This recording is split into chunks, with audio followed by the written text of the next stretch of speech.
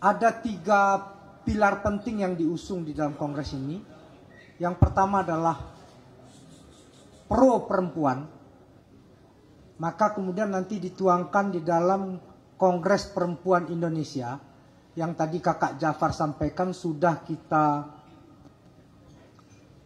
mulai kick off dari 21 Juni kemarin. Yang kedua adalah setelah pro perempuan adalah pro lingkungan atau go green. Kongres ini membawa spirit bagaimana isu lingkungan, menyelamatkan bumi itu menjadi satu fondasi penting. Sehingga kakak-kakak bisa lihat ini, kami berusaha melalui kongres ini nanti secara teknis setiap peserta akan membawa tumbler masing-masing. Sekjen memberikan hadiah kepada semua peserta kongres itu ada tumbler. Yang ketiga, setelah pro perempuan, pro lingkungan, yang ketiga adalah pro Pancasila. Di kongres ini di hari keduanya nanti setiap peserta itu memakai pakaian dari wilayah mereka masing-masing. Itu. Jadi bahkan ini juga dilombakan oleh Partai Nasdem. Jadi ini kongres yang benar-benar seperti, karena ini sekretaris SC kongresnya Ja'far Siddiq ini seniman. Jadi ini seperti festival besar gitu. Nah, yang kemudian sangat kolosal. Nah, yang pro perempuan itu tadi yang paling konkret selain Kongres Perempuan Indonesia, 30% peserta, minimal 30% peserta kongres ini di setiap DPD, DPW itu perempuan. Jadi teman-teman bisa bayangkan bagaimana banyaknya perempuan nanti akan ikut serta dalam kongres ini. Nah, berikutnya ini karena ini kongres panjang, kongres yang melibatkan 100.000 orang lebih, karena kami memulainya berjenjang dari DPRT, DPC, DPD, DPW yang kemudian involve di dalam sebuah konsep digital kongres.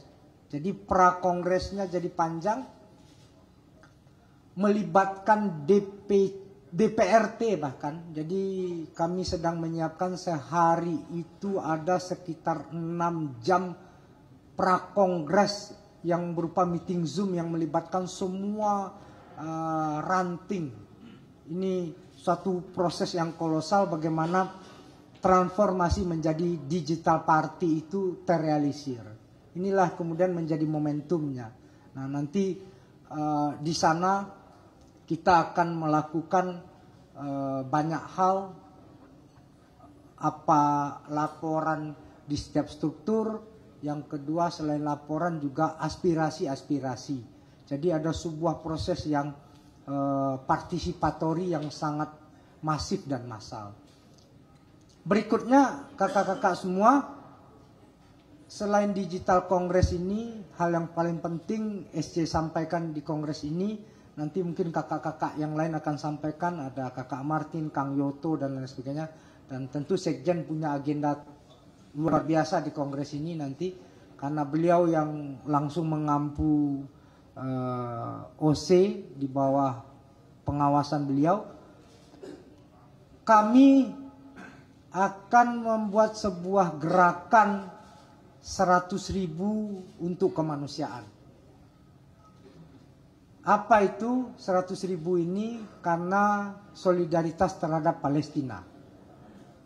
Jadi setiap peserta kongres yang dari tadi, yang mulai dari digital kongres itu, insya Allah berpartisipasi untuk donasi solidaritas kepada Palestina. Tapi minimum 100.000. Kami membahasakannya 100.000 untuk kemanusiaan.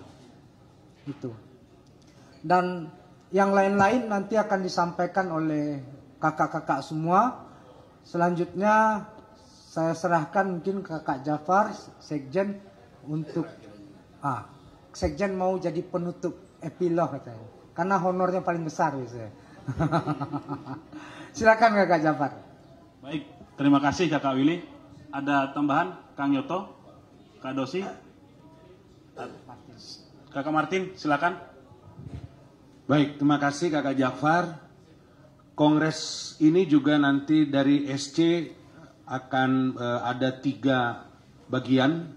Yang pertama adalah ADART, jadi kami juga akan merumuskan ADART sesuai dengan perkembangan terbaru, ya, perkembangan zaman, dan juga tuntutan atau tantangan zaman ke depan yang harus direspons oleh Partai Nasdem.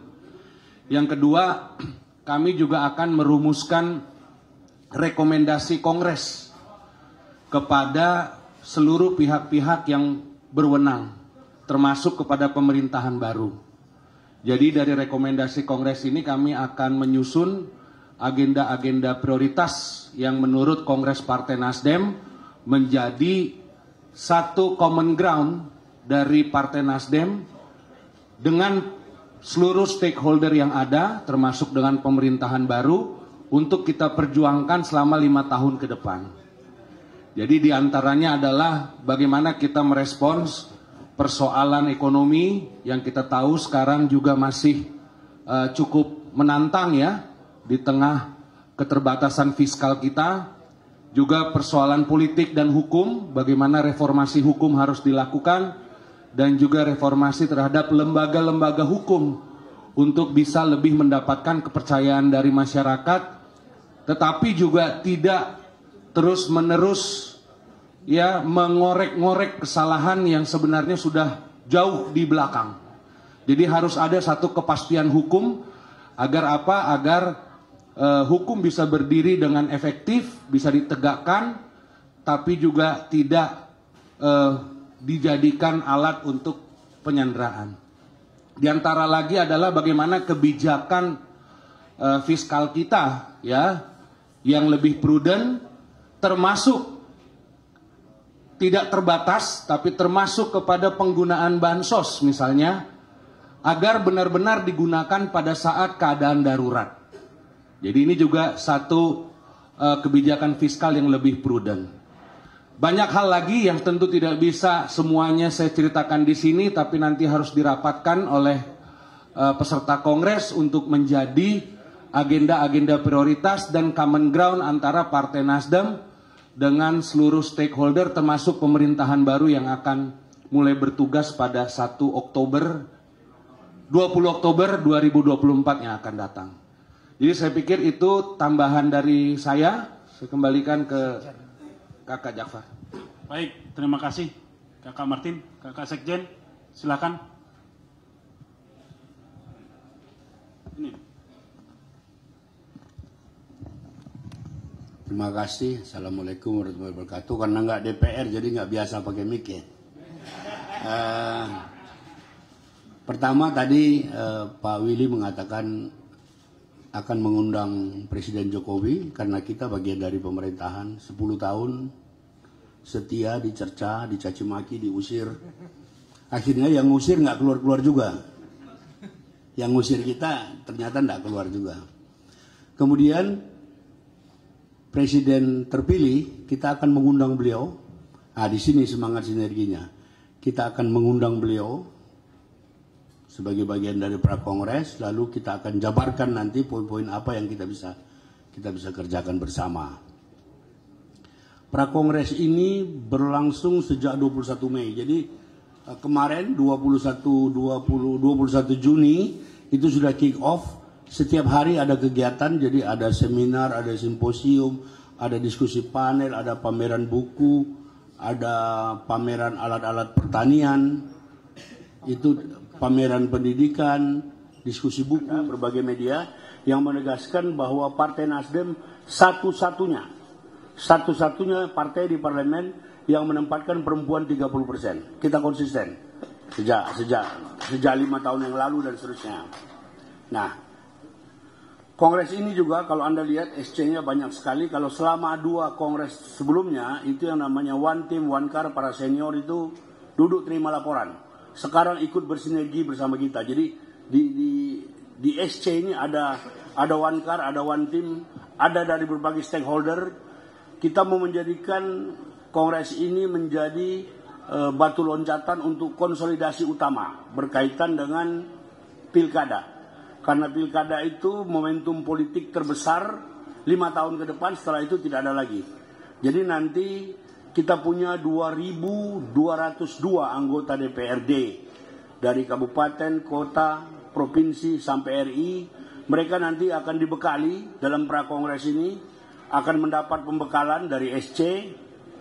Kita mengalami kenaikan 340 anggota. Jadi kalau dari segi ranking, kami tetap ranking 4, tapi jumlah anggota kami itu naik.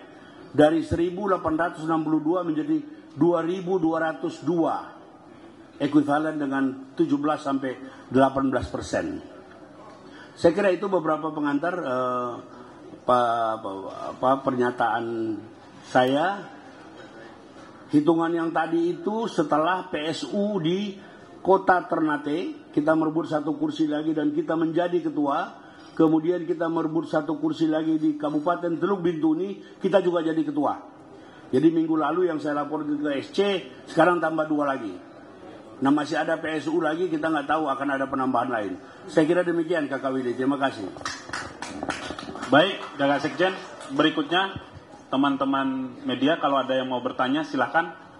Nanti menyebutkan medianya, namanya. Silahkan kalau ada pertanyaan terkait kongres ya. Terkait Pilkada Jakarta nanti aja. Kan biasanya Pilkada Jakarta lebih seksi. Apalagi Pilkada Sumut, ampun nih. Apalagi Pilkada Sumut, Kakak Sekjen. Ada? Kalau tidak ada tambahan dari teman-teman SC atau OC? Kakak Charles? Kang Yoto? Kang Yoto, silakan Kang Yoto. Kang Yoto. Terima kasih. Tadi ada ungkapan sinergi membangun negeri ini kan kesannya di atas sekali ya. Dan tadi rekomendasi yang disampaikan Kakak Martin juga kelihatan di atas lah. Dan kemudian kongres ini mungkin juga untuk pertama kalinya akan membahas bagaimana program-program aksi nyata Partai Nasdem di level yang paling bawah. Karena bagaimana meningkatkan kualitas lingkungan hidup, kualitas hidup itu harus di level yang paling konkret. Saya ingin menyebut salah satu contoh yang kita sedang mempersiapkan dan nanti akan minta persetujuan kongres, misalnya adalah sanitasi untuk kehidupan yang lebih baik. Jadi jangan heran nanti kalau aktivis Partai Nasdem, anggota DPR Partai Nasdem di level kabupaten kota, tiba-tiba sangat peduli dengan sanitasi. Kalau bahasanya itu mau WC yang diurus, kamar mandi diurus, jangan aneh. Karena nanti akan ngurus di sekolahan, mungkin juga ngurus di tempat ibadah. Karena ini adalah pusat peradaban baru sebenarnya. Kalau sanitasinya bagus, menjadi bagian dari disiplin kehidupan, insya Allah hidup kita menjadi lebih baik. Ini gerakan simultan, karena bukan hanya budaya, tapi juga bagaimana politik betul-betul address terhadap isu-isu yang paling konkret yang dihadapi oleh rakyat kita. Dan karena itu maka nanti akan terjadi gerakan. Dan ini akan kita sanangkan 5 tahun ke depan. Nah yang kedua misalnya adalah kita sepakat bahwa presiden yang baru nanti akan mencanangkan makanan sehat bergizi. Tadinya akan makan siang gratis dirubah menjadi makanan sehat bergizi. Nah kita ingin memastikan bahwa makanan sehat bergizi nanti ini juga bagus buat dampak lingkungan, bagus buat dampak ekonomi. Jangan sampai kemudian ini tiba-tiba ada provider, penyedia yang ujung-ujungnya adalah menciptakan kesenjangan ekonomi baru. Atau misalnya karena konotasinya bergizi mesti susu yang harus diimpor, itu juga tidak bagus buat ekonomi kita. Nah hal-hal seperti ini yang konkret-konkret ini nanti akan menjadi bagian dari gerakan aksi Partai Nasdem selama 5 tahun ke depan. Dan dimulai pendalamannya dari prakongres, simposium, terus sekarang. Kemudian nanti ada kongres digital. Dari semua aspirasi dari DPC, DPD nanti akan kita dengarkan. Tim SC akan merumuskan, akan menemukan 10 gerakan aksi yang dianggap paling impactful. Itulah yang akan ditawarkan kepada peserta kongres untuk menjadi acuan gerakan 5 tahun ke depan. Saya kira itu tambahan saya. Terima kasih.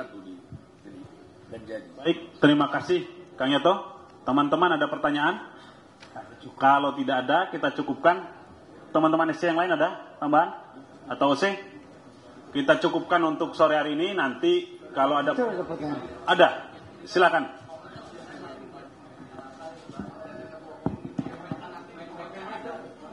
Akan ada di Kongres nanti ini, apakah akan ada pembahasan soal posisi Ketua Umum atau Pak Surya Paloh yang bersedia untuk maju lagi sebagai Ketua Umum, seperti apa Pak? Terima kasih. Baik, silakan Kakak Willy terkait Ketua Umum ini. Ya, Ketua Umum tentu akan dibahas karena Kongres itu kalau di anggaran dasar Partai Nasdem, Ketua Umum itu dipilih oleh Majelis Tinggi. Peserta Kongres memberikan aspirasi, lalu kemudian Majelis Tinggi bersidang. Jadi paralel yang dibilang Kakak Martin tadi, sidang-sidang komisi dan sidang Majelis Tinggi. Nah, nanti Majelis Tinggi menyampaikan keputusan sidang mereka dan itu akan dibacakan di Kongres. Gitu. Jadi kalau kakak-kakak tahu anggota Majelis Tingginya itu yang pertama ketuanya Pak Yandar Madi, habis itu Profesor Bahri, habis itu Opa Manila, Lestari Murdijat, dan Karli Bunjamin. Itu 5 serangkai itu, Pandawa 5. Nah, tugas SC itu cuma memfasilitasi, Kongres itu memfasilitasi aspirasi-aspirasi dari DPD dan DPW yang dibacakan nanti. Dan itu disidangkan oleh Majelis Tinggi. Gitu.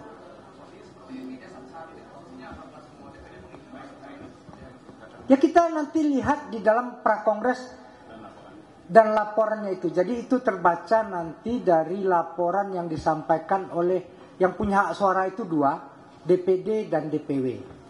Jadi kabupaten kota dan provinsi nanti di dalam laporan mereka itulah yang kemudian disampaikan usulannya. Begitu. Silakan. Tadi saya lanjut soal tadi. Jadi dari agenda Kongres ini, di agendanya memang ada pembahasan soal Ketua Umum itu, apakah dari mendengar dari tingkat grassroots gitu? Ya, mendengar dari grassroots saya sampaikan tadi. Itu disampaikan nanti di dalam pandangan umum dan di dalam laporan. 2 hal, mekanismenya laporan tertulis dan pandangan umum. Begitu. Izin tanya, Farhan dari Investor Trust mau tanya, kan di penutupan atau di salah satu rangkaian itu ada Pak Prabowo diundang. Ya. Itu apakah termasuk Mas Gibran? Gini. Ini tadi Sekjen sampaikan di agenda para kongres ada simposium yang kita lakukan mengundang tim tim presiden yang terpilih. Itu kan satu paket, Pak Prabowo dan Mas Gibran. Itu kita undang ke sini untuk presentasi apa yang akan mereka lakukan. Lalu kemudian di mana letak sinergi dengan kita, gitu. Jadi mereka presentasi di sini. Yang paling penting masalah ekonomi. Tadi yang disampaikan Kakak Martin tadi. Kita kan sangat concern masalah stabilitas nasional. Nanti makanya kemudian kita undang tim itu ke sini. Presentasi dalam bentuk simposium yang melibatkan banyak pihak. Tapi hostnya Partai Nasdem. Begitu. Terbuka. Jadi spirit ini terbuka sekali. Karena apa? Karena kita ingin, termasuk teman-teman media ini, karena apa? Ada satu simposium yang membahas the end of democracy. Habis itu ada juga ini usulan Rudianto Lalo ini sama Taufik Basari, Quo Vadis negara hukum. Nah itu nanti akan dibuat bentuknya round table discussion. Kalau the end of democracy tadi melibatkan semua prominent person dari partai politik, dari civil society, dari pemerintah pun kita undang. Jadi Nasdem ingin benar-benar menjadi fasilitator dialog dari semua kepentingan, dari semua stakeholder untuk bangsa ini. Itu yang ingin dilakukan oleh Partai Nasdem. Gitu Mas. Kak Willy, terakhir satu lagi. Kan di 2019 kemarin Kota itu langsung ambil ancang-ancang tuh. Rekomendasinya adalah mencalonkan umumnya untuk tarung di 2024 kemarin. Untuk nanti apakah hal yang sama akan dilakukan oleh Nasdem begitu? Terlalu dini. Kan ini belum lah. Sabar dulu Pak. Mungkin pilkada juga belum mungkin itu. Mungkin itu terlalu dini kalau kita berbicara sampai ke sana. Dan jangan berandai-andai. Karena berandai-andai itu pintu setan gitu. Gitu Kak Jafar?